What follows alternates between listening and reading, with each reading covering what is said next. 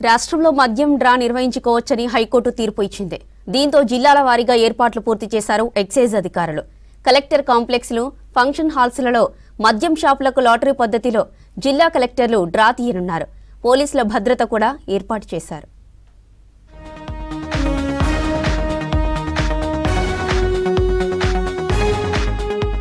మద్యం షాపులకు డ్రా తీయటానికి అనుమతి ఇచ్చింది హైకోర్టు. దీంతో ఎలాంటి అసౌకర్యాలు కలగకుండా మద్యం షాపులకు డ్రా తీయటానికి ఏర్పాట్లు చేయాలని ఇదివరకే అధికారులను ఆదేశించారు prohibition and excise commissioner Harikiran.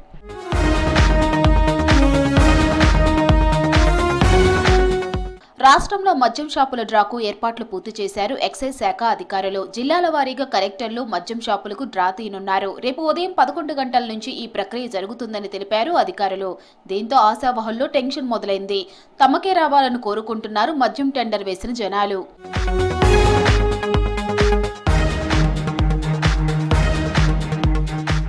రాష్ట్రంలో మొత్తం 2620 మద్యం షాపులకు 95,137 దరఖాస్తులు వచ్చాయన్నారు ఎక్సైజ్ అధికారులు.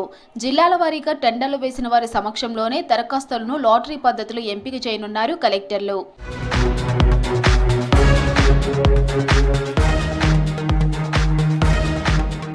హైదరాబాద్లో 82 షాపులకు 3,201, సికింద్రాబాద్లో 97 షాపులకు 3,022, ఆదిలాబాద్లో 40 మద్యం షాపులకు 771 దరఖాస్తులు, కొమరంభీం ఆసిఫాబాద్లో 32 షాపులకు 680 దరఖాస్తులు వచ్చాయి.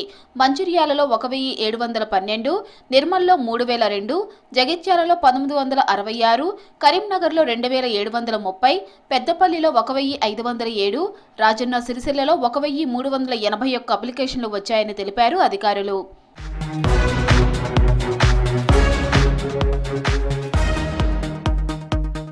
అత్యధికంగా శంషాబాద్లో 100 షాపులకు 8,536, సరూర్ నగర్లో 7,845, మేడ్చల్లో 6,063, మల్కాజ్గిరిలో 5,168, నల్గొండలో 4,906, సంగారెడ్డిలో 4,432, ఖమ్మంలో 4,430, కొత్తగూడెంలో 3,922 దరఖాస్తులు చేశారు.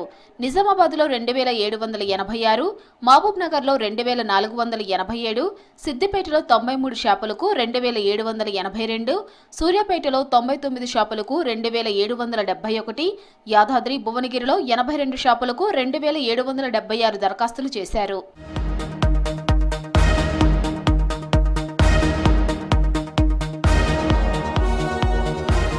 మెదక్లో 1920, నాగర్ కర్నూల్లో 1,518, జోగులాంబ గద్వాలలో 774, వనపర్తిలో 757, కామారెడ్డిలో 1,502, వికారాబాద్ 1,808, జనగామలో 1,697, భూపాలపల్లిలో 1,863, మహబూబాబాద్లో 1,800, వరంగల్ రూరల్లో 1,958, వరంగల్ అర్బన్లో 3,170 దరఖాస్తులు జిల్లాల వారీగా వచ్చాయని తెలిపారు అధికారులు.